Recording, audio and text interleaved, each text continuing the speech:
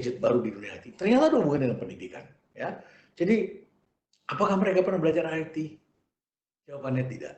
Ya, tidak pernah belajar. Tapi mereka ini terbiasa sekolah dengan metode eksplorasi.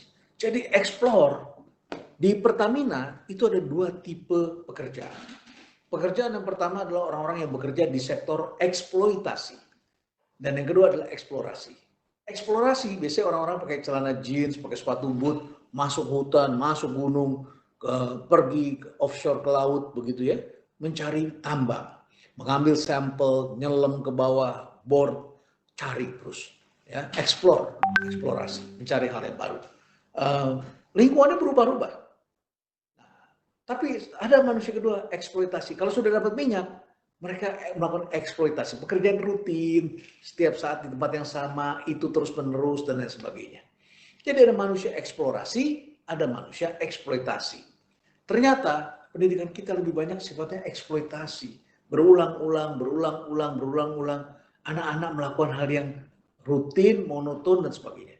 Nah, kita harus juga melatih anak-anak kita mengeksplor, ya, mencari, dan lain sebagainya. Dan ini berhubungan dengan taksonomi Bloom tentunya, ya, bagaimana menemukan dunia baru ini, ya. Nah, oleh karena itu maka saya memperkenalkan self driving. Ini risetnya sudah kami tuangkan dalam buku yang terbit beberapa tahun yang lalu. Self driving ini, ya, dia sebuah buku yang diterbitkan oleh Mizan, ya, dari buku ini, dan kami menjelaskan di situ ada 7 elemen. 7 elemen itu yang pertama adalah manusia harus dibangun disiplin dirinya, disiplin diri. Kemudian harus dibangun semangat mengeksplor dunia ini, ya, mengeksplor, jadi eksploratif. Jadi berani mengambil resiko dengan hal-hal yang baru, oke? Kemudian mentalitasnya harus menjadi mentalitas pemenang, jangan jadi mentalitas pecundang. Jadi simpelnya begini deh, ya, ada banyak hal yang sulit, ya, tapi ada orang yang mengatakan ini bisa Pak, tapi susah, tapi sulit. Coba bayangkan ada orang kedua yang mengatakan begini, iya, ini sulit, tapi bisa. Hanya dengan begitu saja kita bisa melihat mindset atau cara berpikir orang. Yang satu mindsetnya adalah loser atau pecundang, bisa tapi sulit. Dan akhirnya tidak jadi apa-apa, akhirnya kalah terus dia. Dan yang kedua adalah tipe yang disebut sebagai pemenang. Manusia pemenang, winner, ya, never quit.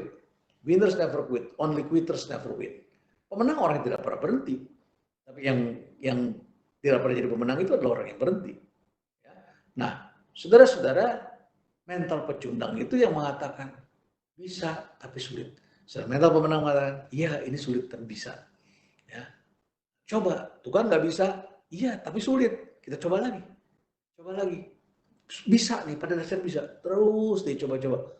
One day itu akan menjadi suatu kenyataan. Ya, dan kemudian berpikirnya tidak ribet. Ilmu pengetahuan itu adalah menyederhanakan. Kalau saudara bicaranya muter-muter dan tidak jelas, saudara bukan orang pandai.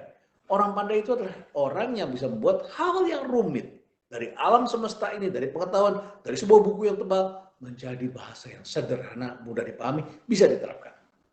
Jepang ketika mengembangkan otomotif membuat yang simple, harganya jadi lebih murah, ya, dan kemudian diperbaiki lebih mudah. Itu Jepang melakukan seperti itu, simple cara berpikir mereka, ya. Orang-orang yang pandai berbidatonya juga mudah dipahami. Nah, sementara orang-orang yang ribet membuat hal yang sederhana jadi sulit. Sulit sekali, kita baca bukunya tidak mengerti, kita baca dengerin pidatonya tidak kita pahami. Ya, jadi bagaimana sekarang kita harus menyederhanakan. Coba lihat Albert Einstein, kurang pandai apa dia? Rumusnya sangat sederhana, E sama dengan MC kuadrat, that's it. Ya, coba lihat lagi tokoh-tokoh besar. Ya, kita lihat lagi Bapak psikoanalisa, ya, Sigmund Freud. Dia cuma membedakan manusia dalam 3 elemen, id, ego, dan super ego. As simple as that. Perhatikan hampir semua penemu-penemu besar rumusnya mudah diingat, simple, ya, tidak rumit. Tapi kalau kita ketemu orang yang membuat hal yang simple jadi rumit, Anda perlu bertanya. Seorang guru harus bisa berpikir menyederhanakan. Oke? Walaupun menuju sederhana itu tidak mudah. Pengalaman saya membuat buku itu paling sulit itu justru mengeditnya. Membuat bagaimana agar Anda mudah membacanya. kemudian kita harus melatih anak-anak kita berpikir kritis, berpikir kreatif, dan mindset. Carol Dweck di buku ini, ya, di bukunya Carol Dweck ini, dia mendefinisikan 2 jenis mindset. Yang pertama adalah mindset berkembang, yang kedua adalah mindset yang tetap. Apa yang membedakan? Ketika dulu kita belajar teori IQ, kita beranggapan orang itu punya kecerdasan akan tetap abadi. Sekali dia 160 IQ-nya akan sampai tua dia 160, dan kita prediksi one day dia akan menjadi hakim agung, akan menjadi penerima hadiah Nobel karena IQ-nya tinggi sekali, akan menemukan teori baru, akan menjadi pendiri perusahaan hebat dan sebagainya. Ternyata banyak yang tidak jadi. Kok bisa begitu? Jawabannya adalah karena mindsetnya tetap. Sementara Carol Dweck di buku ini menemukan ada manusia yang mindsetnya berkembang. Jadi kalau mindset berkembang, ini ada orang, katakanlah ada orang pandai, ada orang bodoh. Kalau mindsetnya tetap, ini yang sudah pandai ini bisa menjadi semakin bodoh kalau mindsetnya tetap. Ya, karena dia biasanya tidak berani bereksperimen, tidak berani mencoba hal yang baru, tidak melakukan eksplorasi. Dia hanya pandai menghafal, ya, dan sebagainya. Bisa jadi semakin bodoh, tidak bisa membuat apa-apa. Tapi ada orang bodoh di sini bisa menjadi semakin pintar, malah naik dia ke atas di sini, naik dia tuh. Dulunya bodoh di sini, lama-lama dia berkembang karena mindsetnya growth. Jadi Anda yang mempunyai anak yang sekolahnya susah, tidak naik kelas, ya seperti siapa itu ya, Thomas Jefferson, bukan, siapa itu, Alva Edison yang dikeluarkan dari sekolah, orang tuanya sampai bikin homeschooling untuk melatih anaknya sendiri, ya, karena dianggapnya mempersulit dan gurunya tidak senang karena tidak bisa diajarkan. Ternyata anak cerdas yang bodohnya waktu kecilnya saja, dan ternyata dia growth mindset, dia mencoba bereksperimen, tumbuh jadi lebih pandai dari masa kecilnya.